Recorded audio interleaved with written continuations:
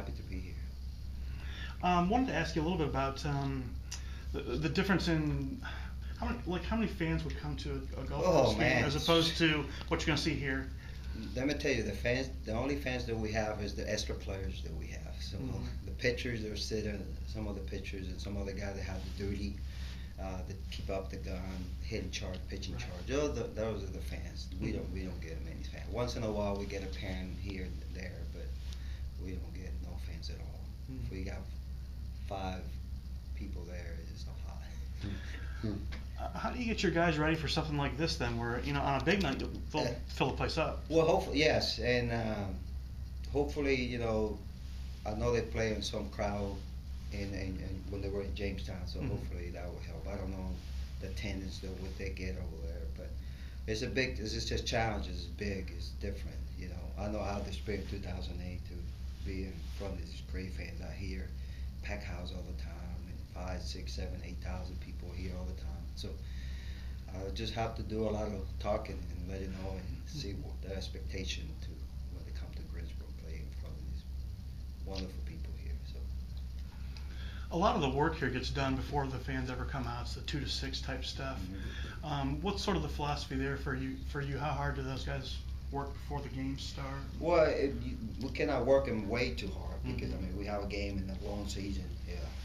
You have to be careful how to go about it, but of course you have to continue working on the fundamentals. You still got to do those little things. Of course, you have to cut back a little bit, but we continue doing all the fundamentals that are implemented by the organization, and take our BP, the runs of BP, their ground balls, the pitchers have to do their bullpen work and all that stuff. So we will continue doing that. Of course, the length's going to be a little shorter than we normally do back in the GCL, but we'll definitely continue doing those things. What's the core elements of your system? You've got to have kind of a system you use as a manager. What are some of the core elements of your system? When you're talking about core elements, what are you talking about? Like your approach to the game overall, as far as it goes. The approach to the game is just to play the game hard. Go give out everything each and every day out there. Just play the game right, respect the game, and play hard. Give everything you can, and of course have a lot of fun doing it. Because you have to have a lot of fun playing this game. If you don't, then you're gonna have struggles. You're gonna have a lot of up and downs. Be the same guy when you struggle when you're doing well. So those are one things that I always make sure the guys understand that. You mentioned earlier about some teams speed, some teams power. You had a lot of power back in 2008. What have you seen with your teams down the Gulf Coast League the past couple of years? Any of those guys you think may come up here? Do you think it's speed, power maybe coming in? Mostly there's guys going back from, I would say 2010, 11, 12, some of those guys that we're going to see here. Going back, I don't see a lot of power. I see a lot more speed than anything else. But of course, back then, those guys were 17 years old. Now they're 20, 21 years old. They're more bigger, a little more mature. So we might see some power. But it's hard to tell what I'm going to see. Because I haven't seen some of these guys in a year or so. A lot of bunting, a lot of putting the ball on the ground, trying to make guys of course, put pressure on the team and the other team. But we're going to have great speed, but it's going to be power. If we don't have great power, it's going to be moving continue doing the little thing there. Situational hitting, move the runner, move him in, get him over, get him in. Things kind of that, bunting, hit and run, things like that. But it's according to what kind of roster and what kind of team I'm going to have. Did you ever see this kid, Eddie Sapelt? You ever heard his name? He got drafted. Eddie Sapelt? Yeah, came out of Southern Alamance. Very young, very young. I had the opportunity. He was in the GCL. Very young, very mature type kid. He of course, he's going to be a kid that's going to repeat the GCL. Talented kid, great speed. He can run down the line. But of course, he's a kid that's going to repeat. We may see him here in a couple of years. Yeah, definitely. Gotcha. But he got some talent, got some tools, absolutely. You mentioned the GCL is 17, 18, 19-year-old kids. Here they're a little. Is there a huge difference between an 18-year-old and a 21, 22-year-old? Absolutely. And how does that change the way that you manage them? Absolutely. It's a big difference. They're more mature. I know if I remember, a lot of the guys in the roster here last year, they were college Yeah. kids, which helped. This is a tough league, so of course the level between the GCL and the South Atlantic League is a big jump, and the kids that make that jump, it's a big jump. So of course, if you have kids that are more mature, it helps, and you see it through last year's team and the year before last. I believe there were some more college kids. So. What's the difference like between the GCL and Jamestown? I know sometimes I see a lot of Jamestown kids here, and I think the only thing that I can think about is a little travel, of course, and playing at night. It's more, excuse me, it's a little, it's better. The kids are more refreshed when they play under the lights. They play at noon when they're already at the ballpark, and the GCL around 7:30, getting their work, and of course we have to do all the fundamental, everything we have to do it.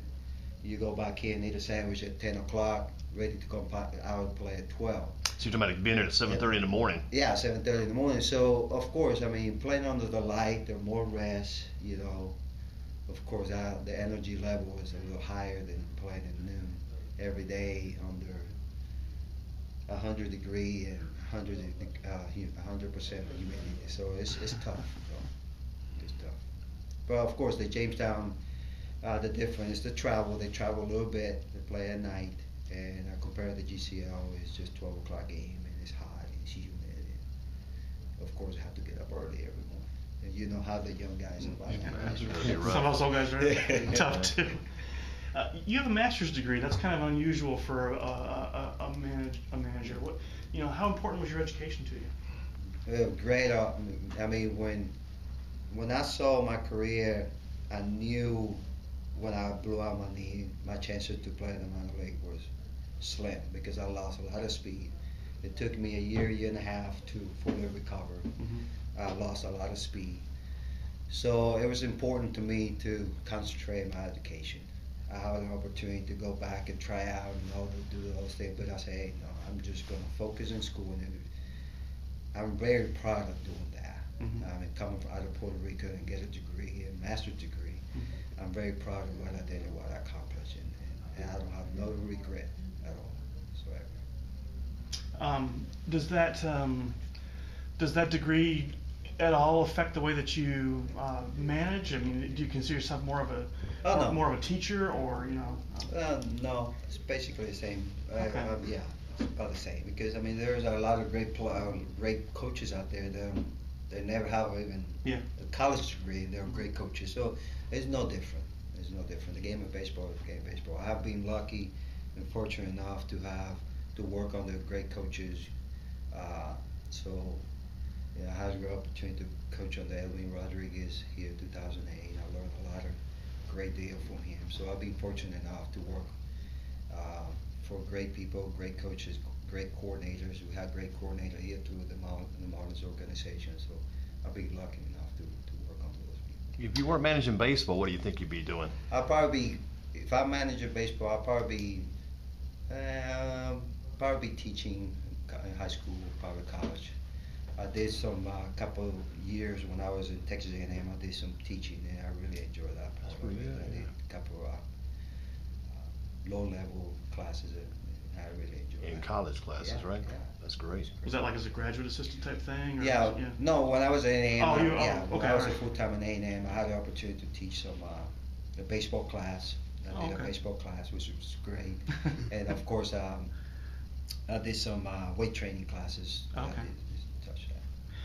Well, who are some of your mentors as far as who are guys that you've looked up to as managers that we all sort of steal stuff from people who taught us. Who are sort of your role models or as a manager or coach? I mean, you try to pick everybody's brain. Mm-hmm. I mean, by reading, searching, and stuff like that. There are a lot of great managers in the minor league. There are great managers in the big league, and you try to pick up the brain.